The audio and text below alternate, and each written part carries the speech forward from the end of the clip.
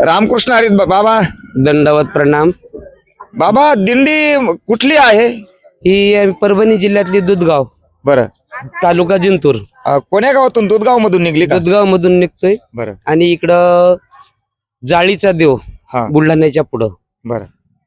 आणि आमचा जाण्याचा रूट म्हणजे जिंतूर, आता हंडीवझर, लोणार, मेहकर, शेंदुरजन, चिखली, धाड मार्गे जाळीचा देव. असा आमचा 10 दिवसाचा प्रवास आहे. आणि आता किती दिवस झाले आज घर म्हणजे गावात निघून आज दुसराच दिवस आहे. आज दुसरा दिवस आहे. अजून 2 तारखेपर्यंत आम्ही चालत राहतोय. आणि रात्रीचा मुक्काम कुठं होता? रात्रीचा मुक्काम आमचा जिंतूरच्या बाजूला एका मळ्यामध्ये होता. आणि आज तुमच्या या आंबरवाडी गावामध्ये श्रीराम घुगे यांच्या शेतामध्ये. बरं बाबा, शेतामध्येच मुक्काम मुदाम होऊन का? मुद्दाम म्हणजे आता कसं असतं, बाया माणसं सर्व असतात गावात, कोणाच्या घरी आलं की हर गोष्टीची अडचण येते. शेतामध्ये आपलं एकांतवासम गंगा स्नानम देवाच्या पूजेने प्रदक्षिणा तुळशीच्या. एकांतवास चांगला आणि वारकऱ्याने एकांतात असावं. गावाच्या बाहेर सगळ्यात महत्वाचं म्हणजे आपण जे काही मलमूत्र विसर्जनाला जागा मोकळी, कोणाला त्रास नको, कोणाच्या घरी दारात अडचण नको, ह्या अशा या सुविधेपोटी आम्ही गावाच्या बाहेर थांबतो जास्त. बाबा किती वर्ष झाले तुम्हाला दिंडी काढून? या रस्त्यानं हे पहिलं वर्ष आहे, पण आमच्या दिंडीचं 9वं वर्ष आहे. 9 वर्ष झाले. 9 वर्षापासून येतो, पण या रस्त्यानं पहिली वेळ येते. पहिला रूट कोणता होता तुम्हाला? पहिला आम्ही मंठा मार्गे तिकडून रोडनं जात होतो, हायवेनं.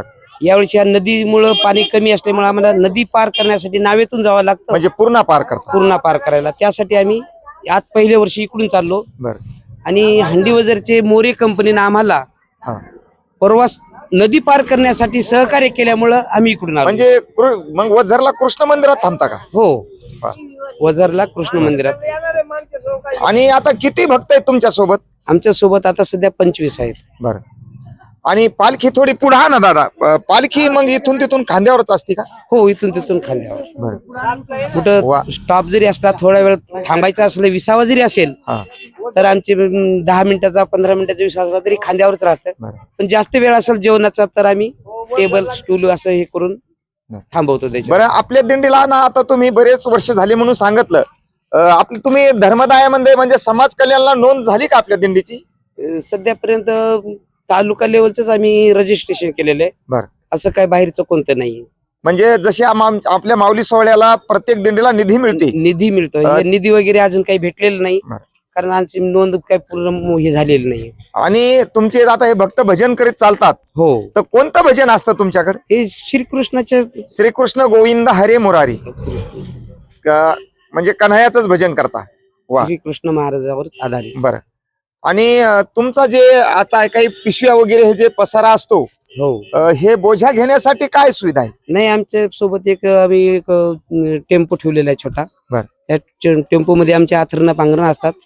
फक्त सोबत आता चलताना पाण्याची सुविधा असं, बाटली एखादी पाण्याची बाटली किंवा काही एखादी पोथी पुराण असतं सोबत, तेवढं सोबत राहतं. बरं, आता गाडी लावायची आणि सोबत कोण्या गावात मुक्कामाची व्यवस्था असेल तिथं स्वयंपाक करून खायचा, हा निधी कसा जमतो तुम्हाला? मग निधी काय नाही, आम्ही सर्व अर्थ नाही, आम्ही आमच्या मंडळातलेच आम्ही सोबत याच्यामध्येच ज्याची इच्छा असेल त्यानं एखाद्या टायमाचं उचलून घेतात. कुणी सकाळचं करतं, कोणी संध्याकाळचं करतं, कोणी दुपारचं करतं.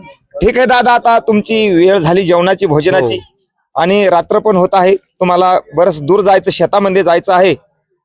आपण विशेष म्हणजे शेतात जाऊन आम्ही आमचं करून खाणार आहेत अजून. म्हणजे तुम्ही स्वतः करता का? हो, तुम्हाला नुसता शिदा देतात. प्रत्येकच गावाला असं आहे? नाही, प्रत्येक गावात कुठं अडचणी. आज तुमच्या गावात दुसरे कार्यक्रम प्रोग्राम असल्यामुळं आम्ही तुम्हाला आमचा त्रास नको म्हणून आम्ही आमचं करून घेतो. वा, धन्यवाद. आपली भेट झाली आणि तुमचा थोडा वेळ घेतला त्याबद्दल दिलगिरी व्यक्त करतो. गोपाल कृष्ण भगवान की जय. राधे श्याम. मला